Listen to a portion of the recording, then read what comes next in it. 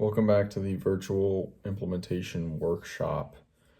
What did we learn about yesterday? Okay, yeah, we were talking more specifics. We just started getting to actually the information that's really valuable to me. But so first they did the influencer. He talked about influencer business, basically using your best organic content as ads. What else did he talk about? Instagram being one of the best places to funnel people, best social, because you can do DM funnels.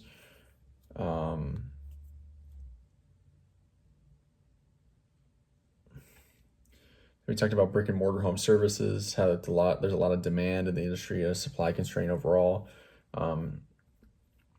So the ads and marketing are really simple to be good at because the competition is low.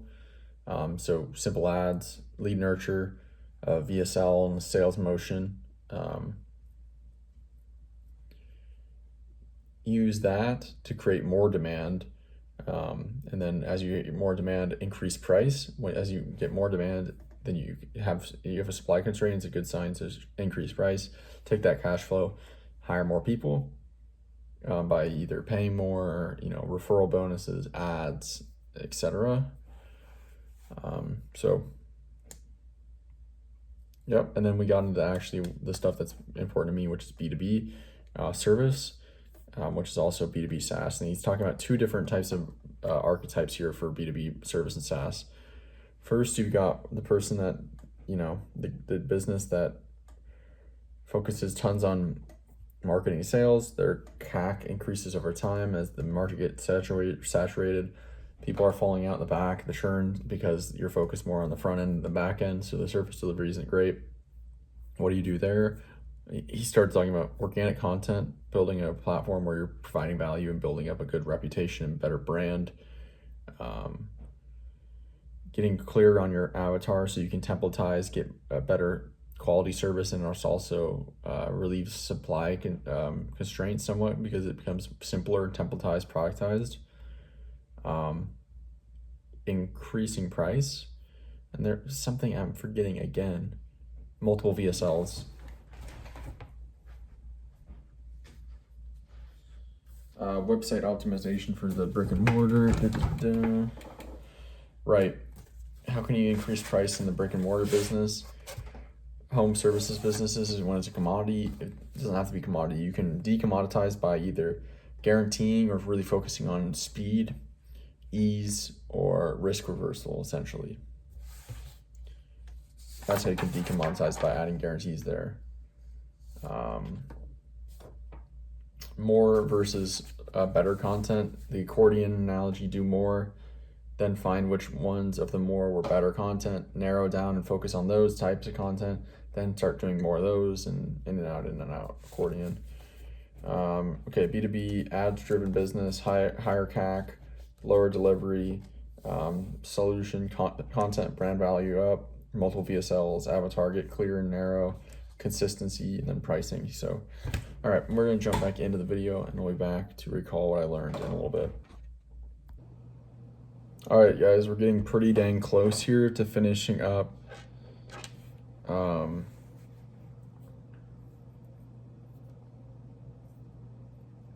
the workshop course.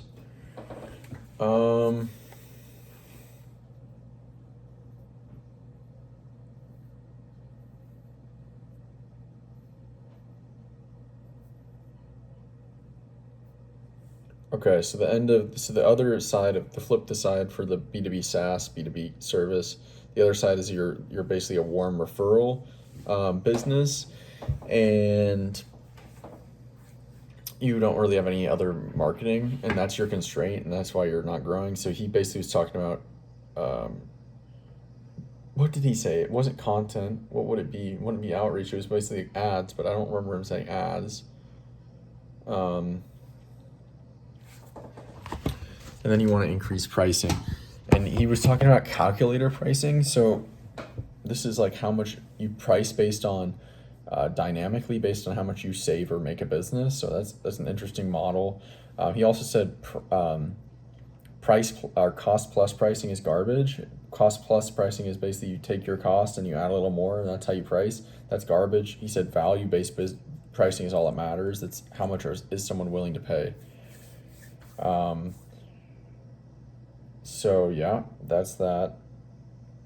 And then he kind of wrapped up the video, the workshop, and that is like final reminders, and basically you have one constraint, focus on one constraint at a time, leverage your resources against that constraint, and you want to build a compounding vehicle. So kind of you find the constraint, you apply leverage to it, and eventually you want how did he say it, to produce a compounding system. So you put your effort, your time, your money into the business, but eventually the business takes the money and puts it back in itself and compounds itself. Those are the flywheels, or compounding. And so yeah, he said you want to do enough marketing and sales for like for example, like a local business, but once it becomes, once you fill capacity with marketing sales, you want it to be like good enough where you don't need to do any more marketing now, it's full. And how do you do that? You do that via having a business model where people don't leave, or the churn rate is low. The less the churn rate, the better the business. Because even if you stop marketing and sales, you still collect money. And then we started doing the AI stuff. So he's starting to do a little like live calls and AI stuff, and it's for the AQC or ACQ AI. So first thing you gotta do is just onboard on there. I really haven't checked it out that much yet. So one constraint at a time. Constraint is the priority. Leverage all your resources against constraint. Build compounding vehicles for long-term success. You want to have your customers never leave. That's how you compound. Referral only. Sales motion. That's what he's talking about. Sales motion. So that's gonna be VSL and some kind of sales system in place. Cost plus pricing, garbage. Okay. Sell to goal, essentially, is calculator pricing / calculator close. All right, that's it for today.